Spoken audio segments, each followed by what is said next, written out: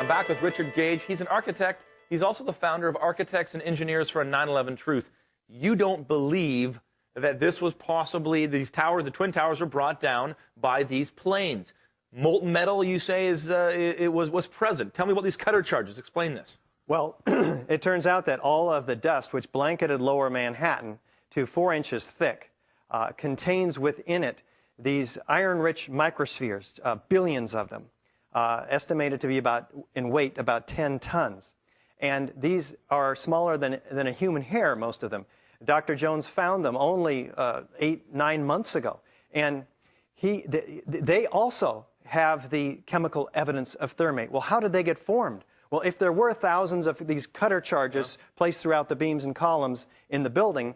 You're saying thousands of charges, thousands of little explosives? Well, one would have to, in order to bring a building down by controlled demolition the size of the World Trade Center, for instance, it would take thousands. So, okay, let's just assume, let's go with the theory for a second. Thousands of cutter charges placed in this, this huge tower, probably, let's say, a team of 30 people planting these, taking maybe a month to work up into the girders to plant them. Is that what you're saying? Is something maybe like that happened? That's a reasonable conclusion, yeah. And no one of these 30 people possibly that planted these charges, maybe more, 100 people to plant thousands of charges, have ever come forward and says, yeah, it was me, I planted the charges, I'm so sorry. Well, guess what? You're a detective. You walk into a house, there's a dead body on the ground, 3 shell casings. Do you need to know who did it, how they did it, and have anybody talk before you're going to start with a fully resourced forensic investigation with subpoena power under oath? No, you're going to put everything you got on that case because you have evidence of a crime. This chemical evidence is evidence of a crime. These iron microspheres could only have been produced by molten iron under extreme pressure, forming themselves into a... So this molten iron can't come from melted steel. Is that what you're saying? Well, it's iron. No, it doesn't have chromium in it.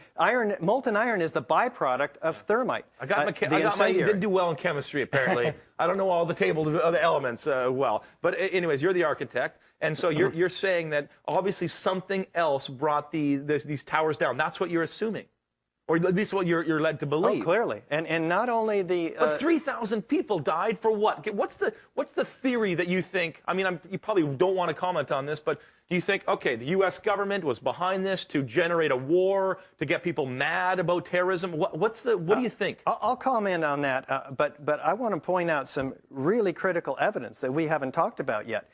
There's not only these iron-rich microspheres that are the product of an aluminothermic reaction, thermite, we also have unexploded chips of thermite. These are red chips up to a 1/16 of an inch long. These are composed of nano-sized particles, extremely small. This stuff is not made in a cave in Afghanistan.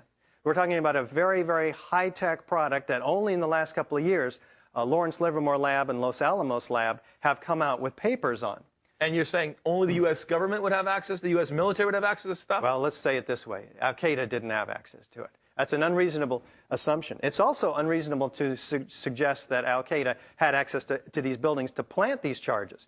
These 3 buildings had to be among the most secure outside the Pentagon. Look at Building 7, for instance, the one which drops exactly in the manner of a controlled demolition at virtually free-fall speed. To achieve that, you have to remove 40,000 tons of structural steel, starting with the core columns all within 1/10 of a second of each other, and then the 57 perimeter columns within 1/10 of a second of each other, and then repeat that every floor, synchronistically timed. So Al-Qaeda didn't have access to that building because it's operated by the CIA, IRS, Department of Defense, and several large financial institutions. What about the Pentagon? What about that one? The plane goes into there. That's all part. Is that what was the design of that? How come they wouldn't blow up the whole Pentagon? Well, I haven't studied the Pentagon. Okay, so you're just talking about these twin towers, these 3 towers. Well, let's look at the twin towers now, because what we're told is that there's structural weakening due to the airplanes.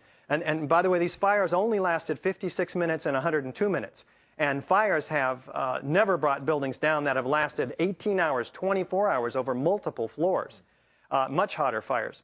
So we're told that this 15-story section, for instance, above the jet plane impact, drove the rest of the building down at virtually free fall speed. Let's think about this for a minute. Yeah. Well, that's what we're told. And so let's take a 15-story building and hold it up over a 95-story building, right? Because we have 110 floors total.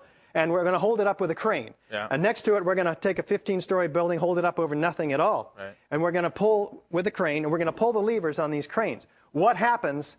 Which one's going to hit the ground first? The one without any resistance under it, or the one that has to crush 80,000 tons of structural steel? On 9/11, the physics was changed. We're told that they both hit the ground at the same time. That's where our USA tax dollars are going to. $20 million, 3 years of study in this NIST, which, by the way, this NIST report stops at the moment of initiation of collapse. It did not examine the behavior of the building after, they say, collapse initiation began. So, I mean, you're saying you're giving the scientific data, you got all this forensic evidence. When you present this stuff to people, to the 9/11 Commission, do they just go, I don't want to hear it, talk to the hand, I don't want to, like, what do they say when you talk about this stuff? Yeah, there is a deafening silence from officials in this government on this subject, and that's why it is a national grassroots movement growing by millions every year. We've only talked about that much of the scientific data. You got more cards, so clearly, yeah. So, but the people who become aware of this, virtually every architect and engineer that we talk to and show the presentation to in Vancouver and Victoria this weekend, you'll see that 99% of them will agree with us and will disagree with the official story that fires were responsible for these collapses. That's how convincing the evidence is. We don't have to do a hard convincing job here. But people talk to each other. Okay, we're going to keep going. We have one more segment, and I got some big questions about conspiracy behind this. Is this just a conspiracy, or is there some truth behind what Mr. Gage is saying right after the break?